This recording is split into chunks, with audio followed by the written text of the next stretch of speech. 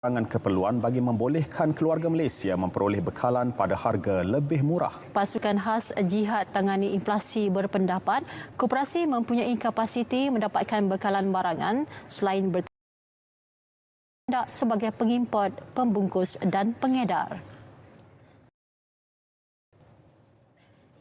Jawatankuasa ini menyokong untuk membuka ruang kepada penyertaan dan penglibatan gerakan koperasi bagi terlibat dalam pengedaran beberapa barangan tertentu, barang keperluan tertentu dengan janji Suruhanjaya mereka akan membantu untuk membolehkan barang itu dijual beberapa peratus lebih murah daripada harga yang ada sekarang. Jadi ini inisiatif kedua yang besarlah selepas daripada gerakan jualan keluarga Malaysia. Itu satu pendekatan.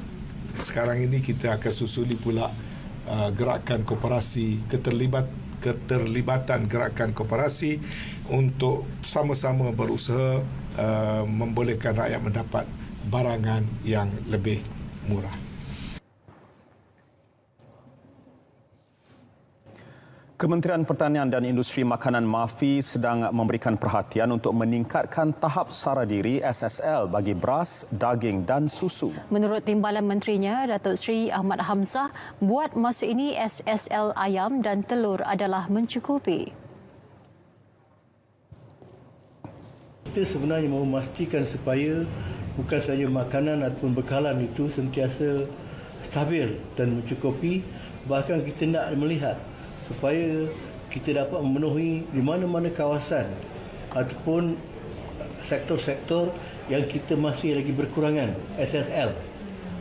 Macam sekarang kita SSL kita ayam, telur tidak cukup mencukupi.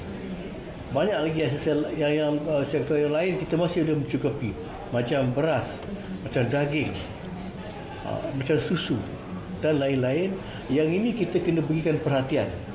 Jadi MAFI sekarang bergerak ke arah tersebut bagi kita dapat memenuhi ataupun kita mengurangkan kebergantungan kita kepada import barang-barang makanan daripada luar negara. Beliau ditanya tentang langkah MAFI dalam melaksanakan program berkaitan sekuriti makanan pada sidang media selepas sambutan Hari Inovasi Jabatan Pertanian tahun 2022 di Putrajaya. Lebih 6,000 kertas siasatan dibuka berhubung salah laku perniagaan dan bekalan barang setakat Jun lalu. 89.61% daripadanya berjaya diselesaikan. Kesalahan dia selalunya aduan industri bekalan, kekurangan dana, harga tidak dipatuhi. Itu yang banyaklah. Dan juga sekarang ini dikatakan ada penyelewengan dan kehidupan. Turut dikeluarkan kompaun RM3.33 juta dan jumlah denda RM167,000. Beliau menyatakannya pada majlis sambutan Jubli Emas Hari Penguatkuasa ke-50 di Penjara Kajang, Selangor. Pelaksanaan 30 projek melibatkan kos sekitar RM100 juta ditangguhkan. Keputusan dibuat hasil sesi libat urus antara Kementerian Kewangan, Kementerian Kerja Raya bersama Unit Perancang Ekonomi dan Unit Penyelarasan Pelaksanaan Jabatan Perdana Menteri.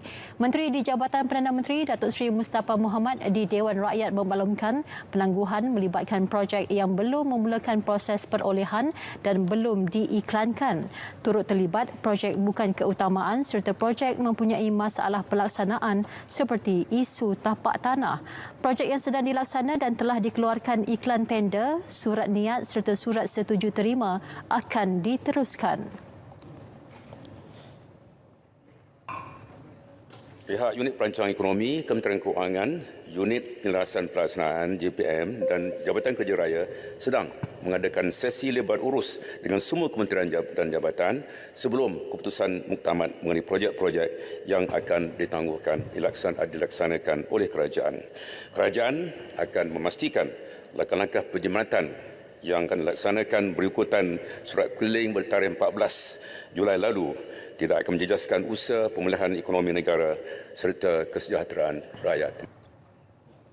Secara keseluruhan, 7,243 projek pembangunan dengan jumlah peruntukan 75.6 bilion ringgit telah diluluskan untuk dilaksana tahun ini. Dalam pada itu, Menteri Keuangan Tengku Datuk Seri Zafrul Tengku Abdul Aziz memberi jaminan projek kritikal untuk ekonomi dan rakyat akan diteruskan. Program kebajikan rakyat dan penjanaan aktiviti ekonomi turut didahulukan. Menurut beliau, kerja awalan termasuk penyediaan reka bentuk, ambil alih tanah dan rancangan perolehan tetap diteruskan walaupun sesuatu projek ditangguhkan. Ini selaras Pekeliling Perbendaharaan mengenai garis panduan penjimatan perbelanjaan awam.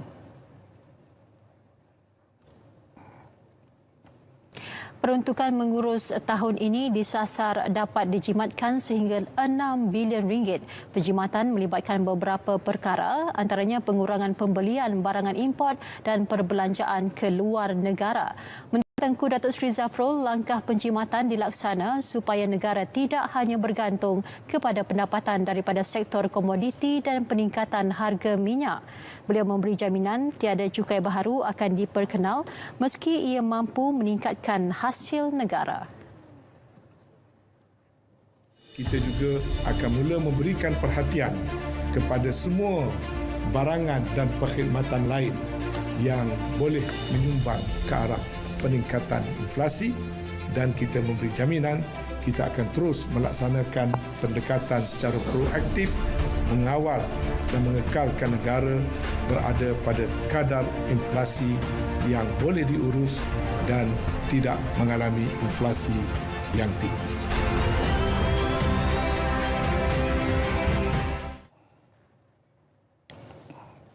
Masih bersama berita perdana. Rang Undang-Undang Larangan dan Pemilikan Produk Merokok termasuk rokok elektronik terhadap generasi yang lahir selepas 2005 bakal dibentangkan di Parlimen 1 Ogos ini. Menteri Kesihatan Khairi Jamaluddin berkata usaha itu diperkenal bagi melindungi generasi muda daripada terjebak dengan ketagihan. Khairi tidak menolak kemungkinan wujudnya bantahan terhadap RUU tersebut, namun ia perlu dilaksana demi kebaikan generasi akan datang.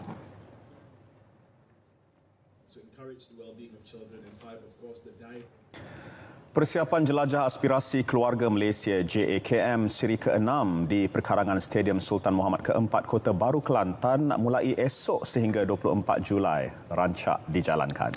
Ya, 26 agensi Kementerian Komunikasi dan Multimedia terlibat dengan jangkaan lebih 50,000 pengunjung. Sebelum ni kita telah pun pergi ke Johor Bahru, kita pergi ke Perak, kita pergi ke Sabah. Jadi sambutan semua menggalakkan. So kali ini saya juga ingin menyeru kepada penduduk di Kelantan datang ramai-ramai, meriahkan kerana bukan saja kita ada booth-booth kerajaan, kita juga ada produk-produk IKS. Bagi Ketua Penolong Pengarah Seksyen Ehwal Semasa Siaran Pagi secara langsung Syahizam Said, pelbagai kelainan ditampilkan, antaranya program Selamat Pagi Malaysia secara langsung dari lokasi Sabtu dan Ahad ini. Pada rakyat Kelantan sendiri, datanglah ke lokasi JKM ini. Ada banyak acara-acara yang menarik yang boleh ditengok dan memberi manfaat kepada pengunjung di Kelantan. Turut ditawarkan Karnival Kerjaya Jamin Kerja Keluarga Malaysia, gerai pameran, persembahan tradisional Bekwo, persembahan kebudayaan dan pertandingan Muay Thai. Perkhidmatan bas perantara secara percuma disediakan bermula 9 pagi hingga 9 malam. Ia melibatkan 4 lokasi di Pejabat Kebudayaan Kelantan, Tanjung Chat, Masjid Kubang Kerian, RTC Tunjong dan Lembah Sireh. JAKM Kelantan akan dirasmikan Perdana Menteri Datuk Seri Ismail Sabri Yaakob. Memulakan langkah pertama memerlukan 1000 kekuatan. Langkah seterusnya memerlukan nekat dan juga keyakinan. Namun anda semua perlu menyokong dan juga membantu mereka kerana kepilihan itu pasti.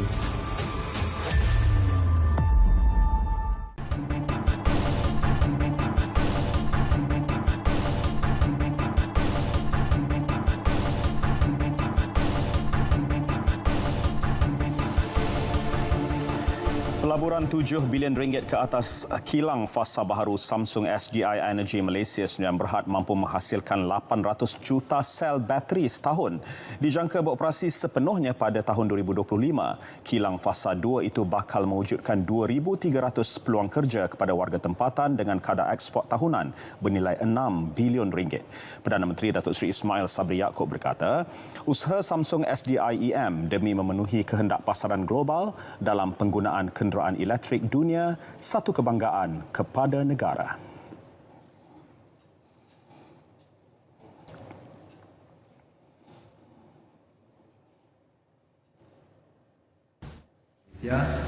Industri ini adalah penting dari segi sumbangan kepada keseluruhan ekosistem EV yang komprehensif. Saya yakin warga kerja keluarga Malaysia akan kekal berdaya tahan dan terus menyumbang bersama-sama dalam membangunkan ekonomi. Perdana Menteri berucap pada Majlis Perasmian Pecah Tanah Kilang Baharu Fasa 2 Samsung SDI Energy Malaysia menerusi rakaman video di Senawang. Tambah Perdana Menteri, negara menghargai peranan Samsung membangunkan industri elektronik berasaskan teknologi hijau sejajar matlamat mencapai sifar karbon seawal 2050.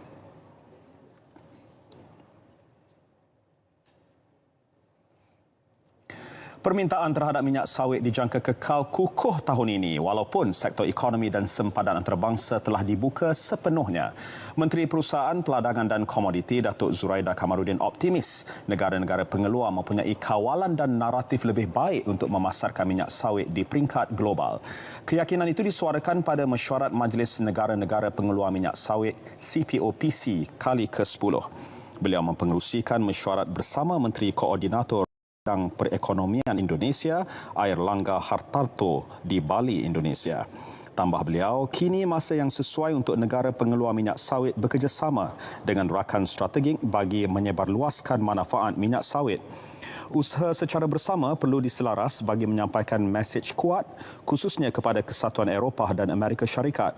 Fokus turut diberikan kepada isu bekalan minyak sayuran global yang semakin terhad akibat ketegangan geopolitik berterusan selain kemungkinan pencampuran biodiesel.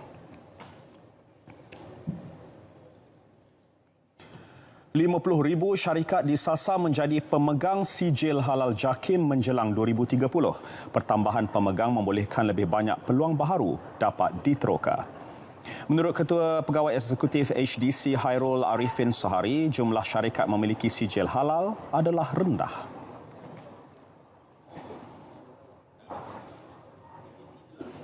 Berdasarkan data yang kami terima daripada SSM, di Malaysia pada ketika ini ada lebih kurang 1.3 juta syarikat yang SME yang berdaftar.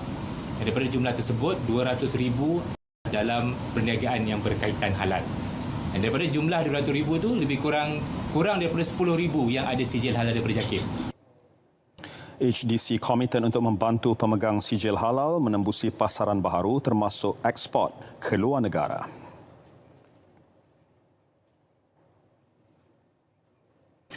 Rundingan pembelian bangunan di London dimuktamadkan Lembaga Tabung Haji TH. Aset berstatus pegangan bebas itu merupakan tambahan kepada pelaburan pasaran hartanah luar negara agensi terbabit. Pengarah urusan kumpulan dan Ketua Pegawai Eksekutifnya Datuk Seri Amrin Awaluddin memaklumkan hartanah berkenaan merupakan pejabat kerajaan yang menempatkan Kementerian Pengangkutan United Kingdom. Pemilikannya memberikan pulangan jangka panjang positif kepada TH. Pembelian selaras objektif pelaburan TH untuk mempelbagaikan pelaburan. Kira-kira 11% daripada RM88 bilion dana TH diperuntukkan untuk pelaburan hartanah dalam dan luar negara. Kita sekarang sedang berbicara soal Sulu ni, tuntutan Sulu ni. Maukah kita berbincang? Dan sedang perbincangan itu berjalan, tak tahulah apa yang akan dikatakan, maka terserahlah strategi kerajaan untuk berbuat itu dan ini, dan maka akan adalah kritikan terhadap tindakan kerajaan yang akan dibuat itu ataupun yang telah dibuat, maka pihak yang satu lagi boleh membacanya. Apakah itu tidak akan merosakkan kepentingan kerajaan di dalam prosiding litigasi tersebut? Maukah kita tunjuk strategi kita kepada dunia? First rule of litigation is the element of surprise. First rule of war pun serupa. Ini kita sedang mempertahankan kedaulatan kita yang ahli-ahli yang berhormat komplain ni, kita tak mempertahankan. Kita sedang mempertahankan dan kita nak dedahkan strategi kita kepada orang lain. Maukah kita berbuat begitu? Adalah menjadi tanggungjawab saya untuk tidak membenarkan perkara ini.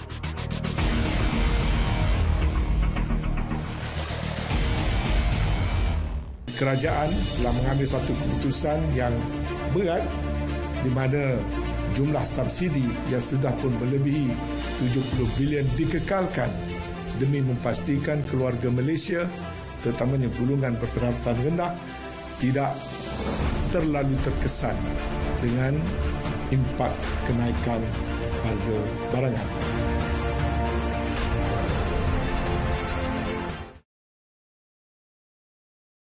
Terima kasih atas kesetiaan anda bersama Berita Perdana.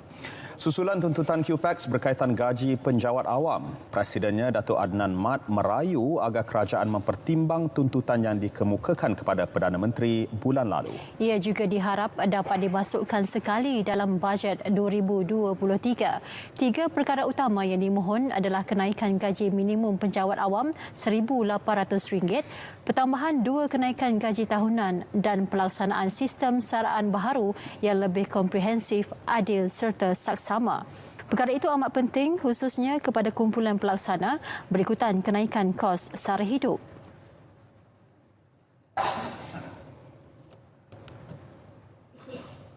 Kami nak kerajaan pertimbangkanlah kumpulan-kumpulan yang terdesak pada masa ini.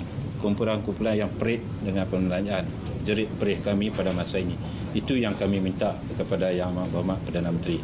Jadi pada kumpulan-kumpulan yang lain yang sedikit kelegaan dengan gaji yang mereka ada, terpulang pada mereka lah sama ada mereka juga ingin menuntut perkara yang sama. Tetapi QPAX kami lebih utamakan kumpulan-kumpulan yang amat mendesak pada masa ini untuk diberi kenaikan gaji. Beliau berkata demikian selepas hadir program Perhimpunan Penjawat Awam dan Taklimat Isu-Isu Semasa di Universiti Malaysia Terengganu. Pelan komprehensif utama untuk mengawal sempadan akan dilaksanakan bagi menangani kegiatan jenayah rentas sempadan termasuk pemerdagangan orang. Menurut Menteri Dalam Negeri Datuk Seri Hamzah Zainuddin, kesemua aset sedia ada di seluruh negara akan digabungkan untuk kawalan lebih berkesan. Bila saya katakan comprehensive master plan ini, saya lakukan dengan menggunakan bermacam-macam kaedah. Pertamanya nak menentukan aset-aset yang kita ada ini kita akan gabungkan di seluruh negara, satu. Nombor dua, kita telah umumkan bahawa kita akan ada single border agency. Yang ketiga, kita akan menggunakan teknologi yang terkini untuk kita memastikan border kita ini boleh kita gunakan teknologi ini untuk mengawal keluar masuknya mereka yang ada dalam negara. Datuk Seri Hamzah merasmikan sambutan Hari Imigresen 2022 di Putrajaya. Mengulas laporan tahunan Jabatan Negara Amerika JNAS mengenai pemerdagangan orang 2022, penilaian dibuat secara subjektif mengambil kira pelbagai persepsi tentang usaha Malaysia menangani pemerdagangan orang. Laporan turut dipengaruhi tindakan seperti golongan majikan dan pekerja yang terlibat dalam persekitaran eksploitasi kerja. Katanya Majlis Anti Pemerdagangan Orang dan Anti Penyeludupan Migran MAPO yang diterajui kementeriannya sentiasa mengambil tindakan strategik dan tegas bagi memerangi jenayah pemerdagangan orang di negara ini.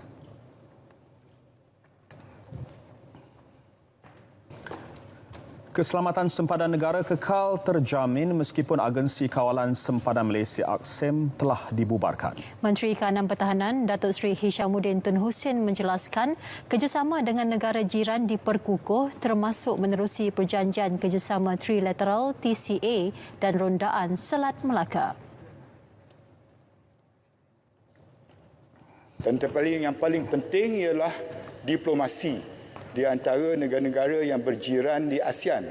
Kalau sekiranya kita dapat perkukuhkan platform seperti TCA dan Malacca Straits Patrol, ini akan membantukan tidak ada perkara-perkara yang boleh menjejaskan keselamatan bukan sahaja negara kita tetapi di negara jiran. Dan apa yang kita lakukan melalui diplomasi pertahanan, ianya ada hubung kait dengan usaha kita supaya apa yang kita pantau di sempadan-sempadan kita ni dapat setakat mana yang kita mampu jamin dan juga sekat aktiviti-aktiviti yang tak diingini. Kerjasama pertahanan turut melibatkan pelbagai agensi berkaitan termasuk polis.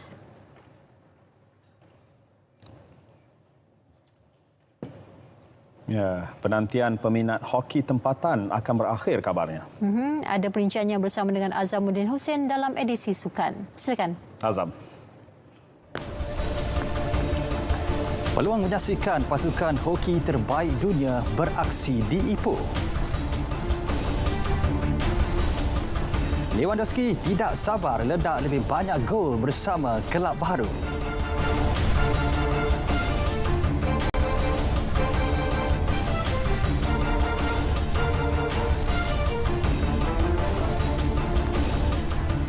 Terima kasih Fatil dan juga Margaret Gambang. Assalamualaikum dan salam sukan buat semua. Ini berita dinanti peminat sukan hoki tempatan. Selepas tertangguh 2 tahun akibat pandemik COVID-19, akhirnya Konfederasi Hoki Malaysia KHM mengumumkan tarikh penganjuran kejohanan hoki Piala Sultan Azlan Shah yang akan berlangsung pada 1 hingga 10 November ini.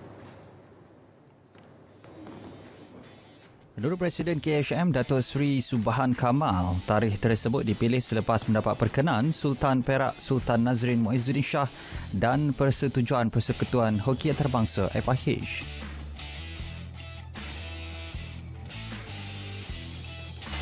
We've already got few countries already agreed to come, which I think next week, once I will brief the competition chairman, and then we will have a joint meeting, PC, between Perak Hockey Association and Malaysian Hockey Association, together with our competition committee chairman. Then we will make the announcement of the teams that are participating. 16 pasukan dijangka akan menyertai kejohanan 10 hari tersebut yang akan diadakan di Ipoh, Perak.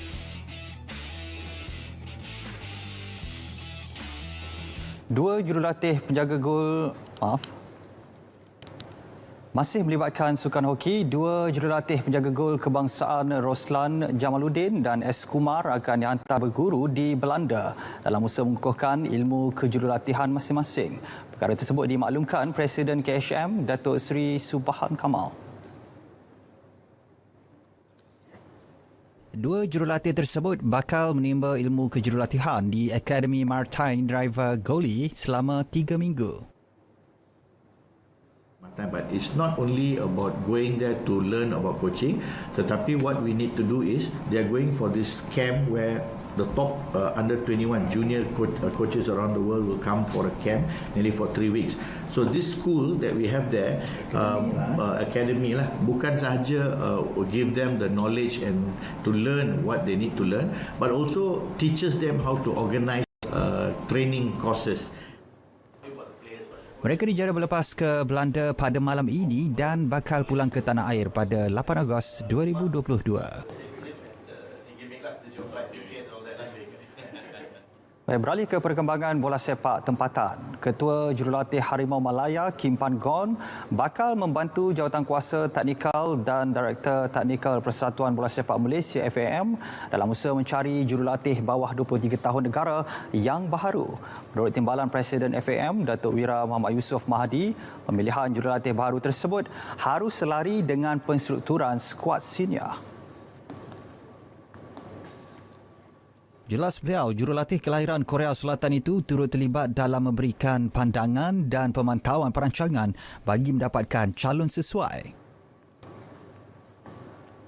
Dan tentu sekali jawatan coach bawah 23 ni dia akan melibatkan national head coach kita lah, Kim Panggon, sebab kita sedia maklum bahawa kita mahukan kita punya pasukan bawah 23 ni selari dengan pasukan nasional.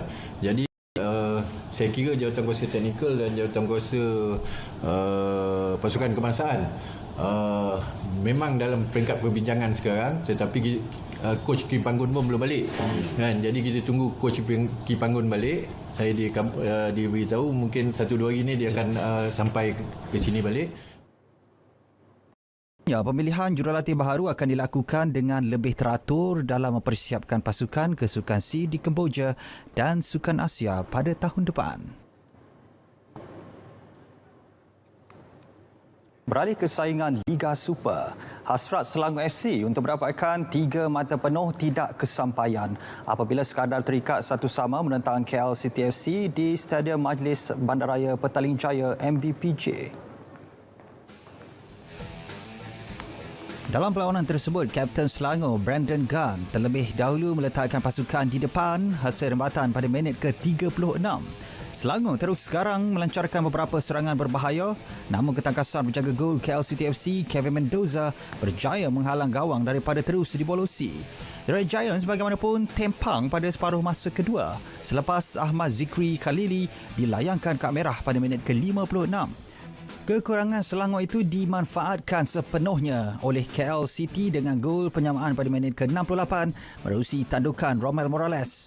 Tamat permainan Selangor 1, KL City 1. Selangor kekal di tangga ke-5 Liga dengan 16 mata, manakala KL City di tangga ke-7 dengan 15 mata.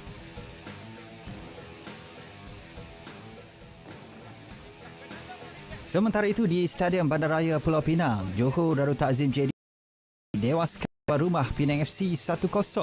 Penyerang import kelahiran Spanyol Fernando Rodriguez muncul wira apabila jaringan tunggalnya pada minit ke-69 mengukuhkan cengkaman JDT di Persada Liga. JDT selesa di tahta Liga dengan 29 mata, manakala Penang FC terus di kedudukan tercorot dengan 7 mata.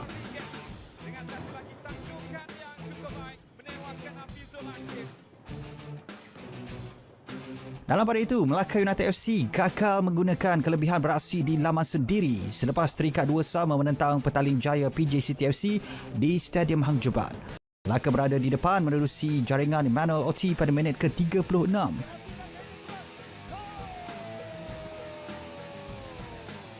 Bagaimanapun kedudukan itu tidak kekal lama apabila penyerang kebangsaan Darren Lock menekan kedudukan 2 minit sebelum separuh masa pertama berakhir.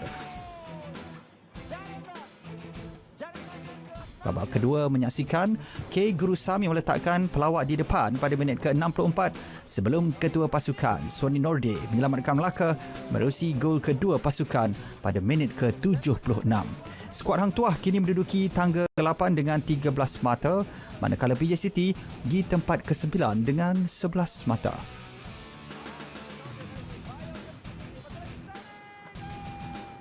Dalam perkembangan sama, jurulatih kecergasan JDT FC Jorge Alvarez tetap memuji anak buahnya yang memberikan fokus lebih tajam pada babak kedua biarpun prestasi pada separuh masa pertama tidak memuaskan. Yeah, really in the first half we have we are not clear about our game style because we try to play a bit more direct, maybe because they allow us to play. But in the second half we fixed this, and I think that the players understand much better what the game need, so we can read better the game and get the result.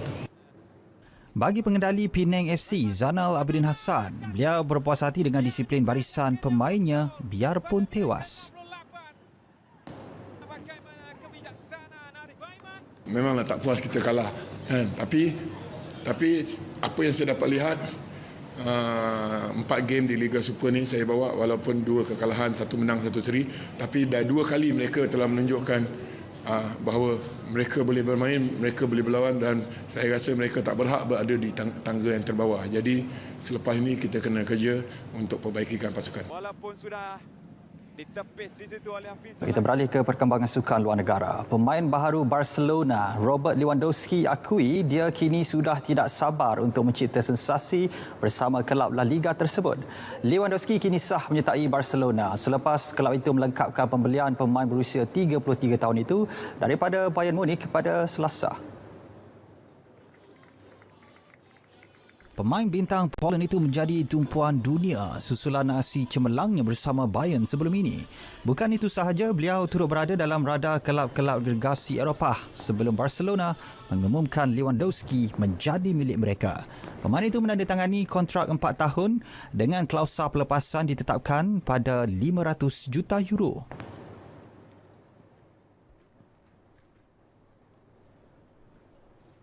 I'm ready to be the part of the team and to be the part of the team with the training session, and I'm looking forward and I hope so that the next training session I will be on the pitch with the team, and I'm ready to play in the next game. So, and also for me, everything what's happened the last few days was amazing. The time going very fast, but this is football and you have to be ready for everything. Dia menjaringkan 344 gol untuk Bayern dalam 375 penampilan selain memenangi gelaran Liga setiap tahun dan Liga Juara-Juara pada 2020. Baik, saudara, edisi Sukan 21 Julai berakhir di sini. Saya Azamudin Hussein dan untuk segmen seterusnya kita kembali bersama Fatil dan juga Margaret Gambang. Teruskan.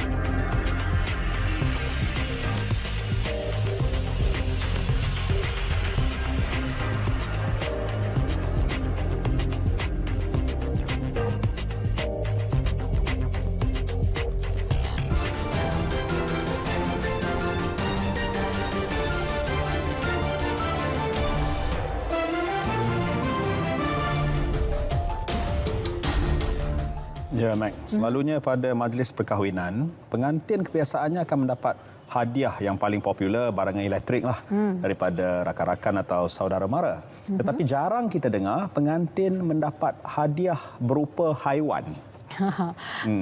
Haiwan apakah yang diterima sepasang pengantin ini? Saksikan dalam hashtag. Sepasang pengantin baharu di Indonesia menerima hadiah seekor kambing pada majlis perkahwinan mereka sehingga tular di media sosial. Rakaman dimuat naik pengguna TikTok armanmultimedia.id itu memaparkan sekumpulan lelaki menghadiri majlis perkahwinan rakan mereka. Mereka kemudiannya meninggalkan hadiah perkahwinan berupa seekor kambing yang didandan memakai rebin dan kain batik.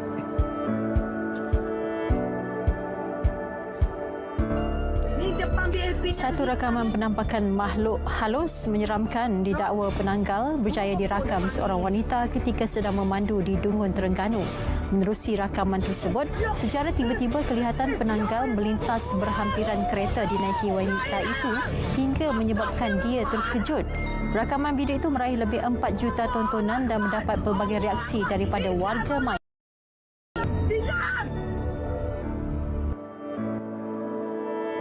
Satu video ini pula memaparkan bekas Imam Masjidil Haram menunggang sebuah motosikal berkuasa tinggi lengkap berpakaian moden yang tular di media sosial. Video dirakam seorang peminat di aplikasi Snapchat menyaksikan Syekh Adil Al-Kalbani sedang duduk di atas motosikal jenis Harley Davidson di tepi jalan. Syekh Adil kelihatan memakai jaket dengan beberapa lencana di atas pakaiannya. Tindakannya ini mencetuskan pelbagai reaksi di seluruh Arab Saudi kerana dianggap luar biasa dan berbeza berbanding ulama-ulama lain.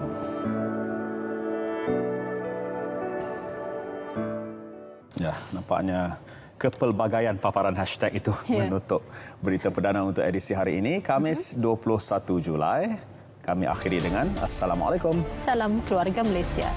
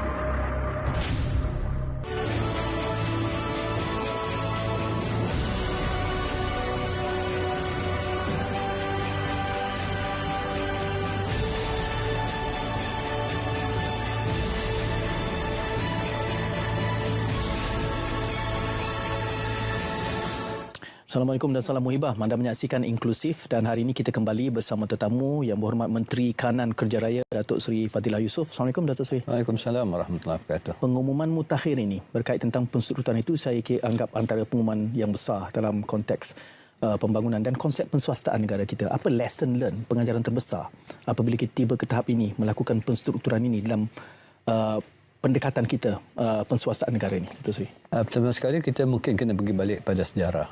Penswastaan lebuh raya yang pertama iaitu PLAS ataupun lebuh raya Utara Selatan.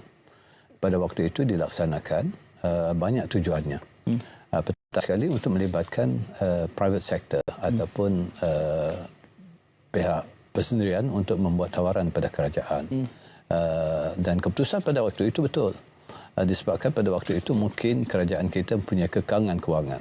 Jadi penglibatan pihak swasta yang boleh memberi tawaran pada kerajaan dan sebagainya untuk membina highway. Pada asalnya dulu dibina dengan peruntukan dana kerajaan.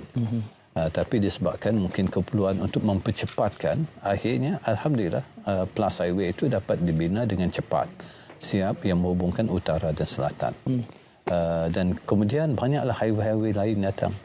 Yang dapat kita belajar daripada dulu, mungkin di peringkat pegawai kerajaan, di peringkat dasar sekalipun, kita belum begitu mahir dalam pengurusan ataupun dalam perundingan dengan pihak swasta. Maka sudah pasti ada perjanjian-perjanjian dulu, bila kita amati kemudiannya mungkin berat sebelah. Tapi akhirnya ianya dapat dipindah di masa ke semasa daripada yang pertama dulu sehinggalah sekarang. Perubahan itu telah berlaku. Kalau dulu kita buat highway, kadang-kadang kita berdasarkan unjuran lalu lintas trafik itu. Jadi itu menentukan adakah highway ini berapa lama viable ataupun tidak dan sebagainya. Sebab itu kita berlaku bila unjuran itu terlalu tinggi kadang-kadang. Ini menyebabkan bebanan kepada kerajaan. Dan juga pada kadar kenaikan. Kadar tol itu 3 tahun, 5 tahun, 7 tahun. Itu berlaku. Dan sekarang ini kita mengkaji balik dengan keadaan kehidupan rakyat sekarang ini, tekanan dan sebagainya. Sebab itu penstrukturan ini perlu. Dan kita dah laksanakan daripada tahun 2002 lagi penstrukturan highway ini. Dan penstrukturan ini dilaksanakan berasaskan pertama sekali sebab asasnya ialah unjuran trafik. Dan apakah yang boleh kita laksanakan? Sebab itu berlaku pelbagai kaedah mengikut kesesuaian highway itu sendiri. Misal kata PLAS, bila kita katakan jangan berlaku kenaikan, kerajaan akan terpaksa membayar pampasan. Begitu juga highway-highway lain. Ada yang berlaku penurunan, ada yang dikekalkan, malahan ada juga dibenarkan kenaikan mengikut keadaan. Sebab pertama yang kerajaan nak lihat ialah pertamanya untuk memastikan kedudukan highway itu sendiri akan dapat sustain. Macam mana kedudukan pihak